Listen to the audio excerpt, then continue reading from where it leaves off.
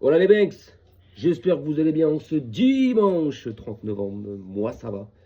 Aujourd'hui les gars, on va faire une petite vidéo parce que depuis que j'ai ma chaîne, j'en ai pas parlé une seule fois et ce n'est pas normal. Et en plus là, de ce qu'il vient de faire cette nuit, c'est le moment parfait pour en parler les gars. Ah oui, bon, tout d'abord, j'espère que vous allez bien, que vos proches se portent bien et que vous avez passé un bon week-end.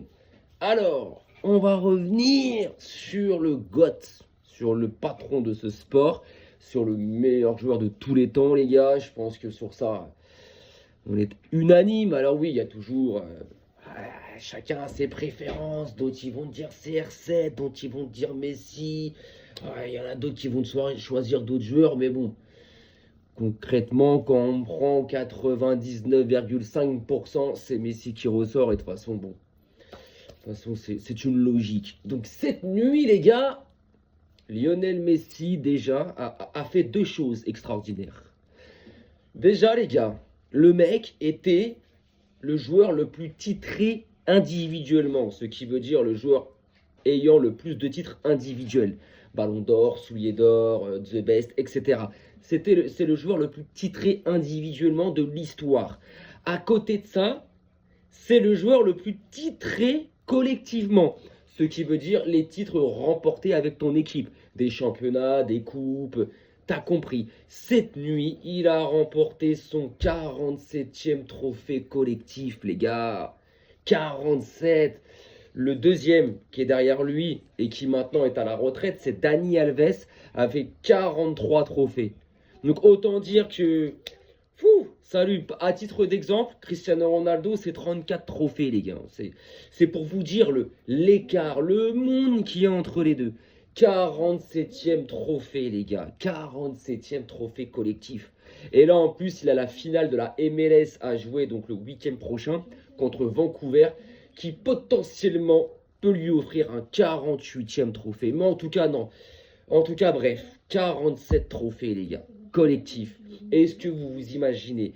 Et à côté de ça, cette nuit, c'est devenu le meilleur passeur de l'histoire, avec 405 passes décisives. Est-ce que vous vous imaginez 405 passes décisives?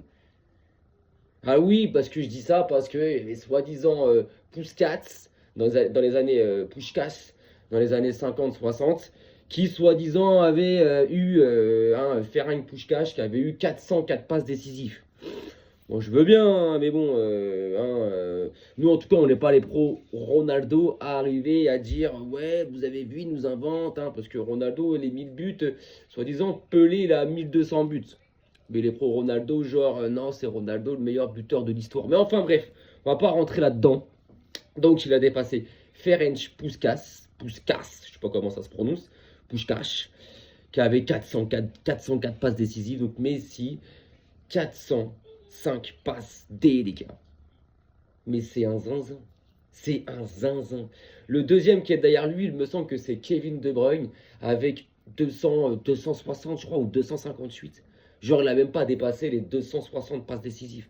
C'est vous dire l'écart qu'il y a. Et le pire, c'est que c'est le meilleur passeur de l'histoire. Et à côté de ça, c'est celui qui a le record des souliers d'or, les gars. Ce qui veut dire le nombre de fois où tu as terminé meilleur buteur européen. C'est un fou, ce mec-là. C'est un fou, les gars. C'est un fou. 405 passes décisives. 47e trophée collectif. Moi, concrètement, ne prends pas ta retraite, mon gars. Parce que quand tu vois ces matchs, ou les résumés, les actions, quand tu vois le jeu qu'il a, mais le gars, il est... Moi, je l'ai toujours dit, hein, tant qu'il sera encore en activité, ça restera le meilleur joueur du monde. En activité. Parce qu'une fois que tu n'es plus en activité, on ne peut pas dire que tu es le meilleur joueur du monde. Tu ne joues plus au foot, tu es à la retraite. Activité, c'est les joueurs qui jouent encore au football. Vous voyez ce que je veux dire? Il a déjà le titre de meilleur joueur de l'histoire. Ça, c'est pas un problème. Meilleur joueur du monde, c'est quand tu es encore en train de jouer au football. Une fois que tu as raccroché les crampons, que tu es à la retraite, on ne peut pas dire que tu es le meilleur joueur du monde. Parce que, bah non, tu ne joues plus au foot. Non, oui, tu es le meilleur joueur de l'histoire, ça c'est sûr. Mais en ne plus jouant au foot, tu ne peux pas dire que c'est le meilleur joueur au monde vu qu'il n'est plus en activité. Là, c'est pas le cas. Il est toujours en activité. Ok, c'est la MLS. Ok, c'est... Je m'en bats les reins, les gars. Mets-le là, la deuxième partie de saison. Mets-le au Barça, mets-le où tu veux en Europe, il fracasse tout et il prend son 9e ballon d'or. J'ai juré. Mettez-les au Messi là, au mois de janvier là. Mettez-le au Barça pour les 5-6 derniers mois de la saison, pour que lui puisse se préparer tranquillement pour la Coupe du Monde. Mettez-le au Barça. Le Barça, je vous assure qu'ils prennent la LDC. Messi termine meilleur passeur, j'en suis sûr. Il saccage des équipes. À 38 ans, c'est le meilleur joueur du monde en activité. C'est exceptionnel. La palette de ce joueur-là, elle est exceptionnelle. C'est pas d'aujourd'hui, c'est pas d'hier qu'on le connaît, qu'on le voit jouer. Ça fait 20 ans, les gars. Ça fait 20 ans. Moi qui ai suivi toute sa carrière. Toute sa carrière. Parce qu'à quelques mois près, on a le même âge. On a le même âge. Oui, on a le même âge à quelques mois près. Donc ça veut dire Messi, depuis ses départs, depuis ses débuts, je le suis, les gars. J'ai tout vu de lui. Tous ses buts, pratiquement, tous ses buts, je les ai vus. Et en direct. J'ai eu la chance de le voir jouer au Camp Nou. En direct des tribunes.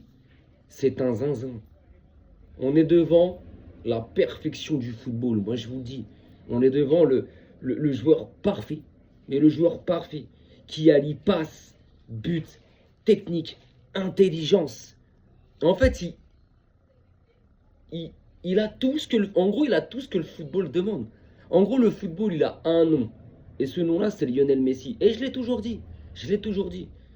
Lionel Messi incarne le foot. Le foot incarne Messi. Le mec, il a tout ce que un footballeur parfait peut avoir. Il a la technique, il a la vision, il a les buts, il a les passes, il a la conduite. Il a tout, les gars. Il a tout. Il a tout. Ouais, peut-être pas le jeu de tête. Bon, il fait 1m69, on va pas lui en demander trop aussi. Mais c'est pas pour autant que des buts de la tête, il n'en a pas mis. Mais sinon, balle au pied. Le mec, il peut jouer 6, il peut jouer 8, il peut jouer 9, il peut jouer 11, il peut jouer ailier, à gauche, à droite, il peut jouer attaquant axial, il peut jouer faux neuf, il peut jouer milieu offensif, il peut jouer milieu relayeur, il peut jouer milieu défensif, genre le premier relanceur entre la défense et les vrais milieux de terrain. Genre un poste à la Busquets, un rôle à la Busquets, il peut jouer là, les gars. Il est trop fort. Il a tout, il a tout. Donc ce qu'il vient de faire cette nuit, c'est juste exceptionnel. Le mec, il pète tous les records. Vous imaginez que le mec, dans le football, il a tout pris? Tout ce que le football peut offrir à un joueur, ou tout ce que un joueur peut gagner dans le football, ou espérer gagner, Messi l'a gagné, les gars. Il n'y a pas un titre dans le football que Messi n'a pas pris, les gars. Est-ce que vous vous imaginez? C'est chaud quand même. Individuellement, il a pris tous les titres possibles. Collectivement, il a pris tout ce qu'il y avait à prendre. Il a pris une Copa América. 2. Il a pris une Coupe du Monde. Il a été élu meilleur joueur d'une Coupe du Monde 2 fois. 2014, 2022. Il a gagné la Ligue des Champions. Il a gagné des championnats. Il a tout pris. Il a terminé meilleur buteur. Il a tout pris, les gars. Il a tout pris dans le football. Comme il avait dit l'autre fois à l'interview, j'ai rien laissé dans le football, j'ai tout pris. Mais bien sûr, mon gars. Bien sûr. Il a tout pris, les gars. Qu'est-ce qu'il peut là maintenant vouloir aller chercher? Quand t'es footballeur, t'as toujours ce côté pour te motiver. Ah, il me manque tel titre. Ah, j'aimerais bien. Tiens, vas-y, j'ai envie. Allez, mais lui, en fait, là, qu'est-ce qui pourrait le motiver? Ouais, une deuxième Coupe du Monde d'affilée avec l'Argentine. Un back-to-back. Ça serait exceptionnel. Mais concrètement, si on enlève ça, qu'est-ce que vous voulez qu'il aille chercher? Une Copa América, il en a déjà 2. Une Coupe du Monde, il l'a gagné. Ballon d'or, il en a 8. Soulier d'or, il en a 6. Bon, pour ça, il faudrait qu'il revienne dans un club européen pour le soulier d'or. Il en a 6. The best, il en a. Vous voulez qu'il... je voulais être meilleur passeur de l'histoire. Ah bah, je le suis déjà. Et en termes de buts, c'est pareil. Il est à... On va aller voir ça, les gars. Il est à 897 buts, il me semble, Messi. Je vais aller vous dire ça. Hein, on va mettre... alors, Messi... Excusez-moi pour le blanc, mais c'est les... Mais il est à 800. Ah, il sort pas les stats en direct, c'est un peu saoulant ça. 800 avec plus de 890 buts inscrits. Bon, en gros, moi je crois qu'il a 898 buts. Oui, il est 898 buts. Voilà. Donc vous imaginez les gars, 898 buts.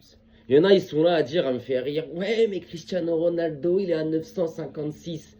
Les gars, Cristiano Ronaldo, il a joué 2 ans avant Lionel Messi. Cristiano Ronaldo, il a 143 matchs en plus que Lionel Messi. Et pourtant, Messi, il a une cinquantaine de buts derrière. Mais heureusement qu'ils n'ont pas commencé ensemble, justement. C'est là que je me dis que les pros CR7, ils sont un peu égarés, un peu. En disant ça, les mecs, vous vous faites des CSC. Mais heureusement qu'ils n'ont pas le même nombre de matchs et qu'ils n'ont pas débuté leur carrière en même temps. Parce qu'en termes de buts, Messi, mais il serait... allez, salut, au revoir Ronaldo. Et si en plus, on enlève les pénaltys, nombre de buts sans pénalty, Messi est devant. 785 buts, Ronaldo 771, je crois. Ça veut dire qu'il a 14 buts d'avance sur Cristiano Ronaldo sans but. Est-ce que vous, sans penalty. Est-ce que vous imaginez? C'est un zinzin. C'est un zinzin. Parce que c'est pareil, si on doit prendre le côté titre. Ronaldo, avant qu'il arrive à Al Nasser, je suis désolé, mais Al Nasser, ça prenait beaucoup de titres. Hein, il prenait beaucoup de titres. Messi, avant qu'il arrive à Miami, Miami c'était 0 titre, les gars. Miami c'était 0 titre. Depuis que Ronaldo est à Al Nasser c'est 0 titre. 0 titre de gagné. Depuis que Messi est à Miami, c'est 5 ou 6 titres majeurs pris, les gars. L'influence du type. Non, c'est un zinzin. C'est un zinzin. En 2029, il va aller chercher son super ballon d'or. J'aurais eu la chance de vivre à cette époque-là, de le voir dès le départ, de le voir évoluer, de le voir s'améliorer et d'être arrivé à un top niveau que tu ne peux pas atteindre. Tu ne peux pas atteindre, à part si tu t'appelles Lionel Messi. Ce mec, le jour où il va prendre sa retraite, ah les gars, ça va être compliqué, comme Omar il a dit. Hein. Comme Omar il a dit, même les ballons ils vont pleurer les gars. Même les ballons ils vont pleurer les gars. Et combien il y en a qui le disent aussi. Cristiano Ronaldo arrête de marquer des buts, les gens ils arrêtent de payer leur place pour le voir. Ça c'est réel. Messi arrête de marquer des buts, tu continues à payer ta place pour le voir. Parce que c'est le football les gars. C'est le football, balle au pied, tu vas te lever de ton canapé. Cristiano Ronaldo, s'il ne marque pas un but dans un match, tu te demandes s'il a joué le match. Ah, concrètement, si Ronaldo ne marque pas un but dans un match, tu te demandes s'il a joué le match, les gars. Le gars en 5 Coupes du Monde, c'est 0 but, 0 passe D à partir des huitièmes des finales. Enfin bref. Mais s'il arrête de marquer les buts, tu continues à le voir jouer. Pourquoi? Pour la beauté. La beauté, pour voir ce qu'il peut inventer, ce qu'il peut faire. Ses dribbles, ses passes, sa vision. C'est un zinzin. Donc cette nuit, voilà, c'était une vidéo spéciale pour le GOAT. Cette nuit, il a atteint les 405 passes décisives. C'est devenu officiellement le meilleur passeur de l'histoire. Et il a arraché un 47e trophée collectif. Bravo monsieur.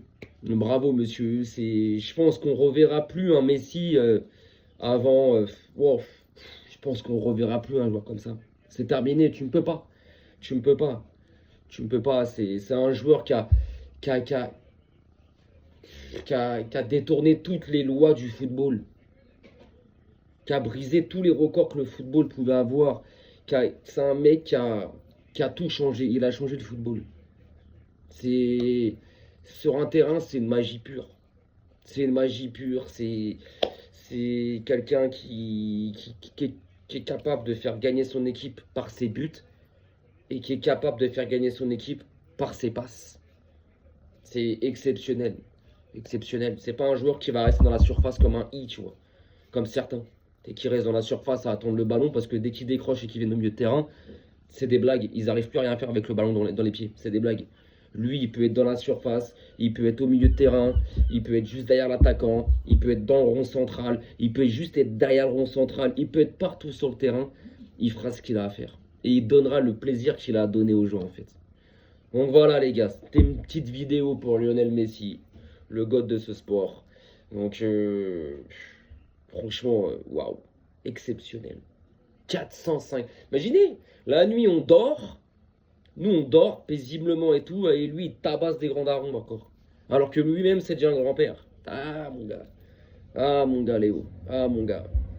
Sur ce, les gars, profitons encore du peu de temps qu'il lui reste, parce que voilà, Messi, il lui reste plus 3 ans, 4 ans, tu vois ce que je veux dire, on sait très bien. Profitons, parce que le jour où il va vraiment annoncer sa retraite, ça va faire tout drôle de plus voir Lionel Messi sur un terrain de foot. Moi, je vous le dis, ça va faire totalement bizarre, parce que là encore, il est plus en Europe. Son départ du Barça en 2021, ça m'avait saccagé. Il est plus en Europe, ok, mais il est encore. Il joue en MLS, il joue encore au foot, il est en professionnel, il joue encore en sélection d'Argentine. Donc, t'es là, c'est bon. Mais le jour où il y aura plus tout ça, qui va vraiment prendre sa retraite directe, ah les gars, ça va être dur. Ah les gars, ça va être dur. Sur ce, je vous souhaite une bonne fin de dimanche. Et un bon début de semaine pour demain, pour ceux qui bossent, pour ceux qui vont à l'école, etc., etc. Prenez soin de vos proches. Attention à vous. Arrivederci et Visca El Barça, comme d'habitude.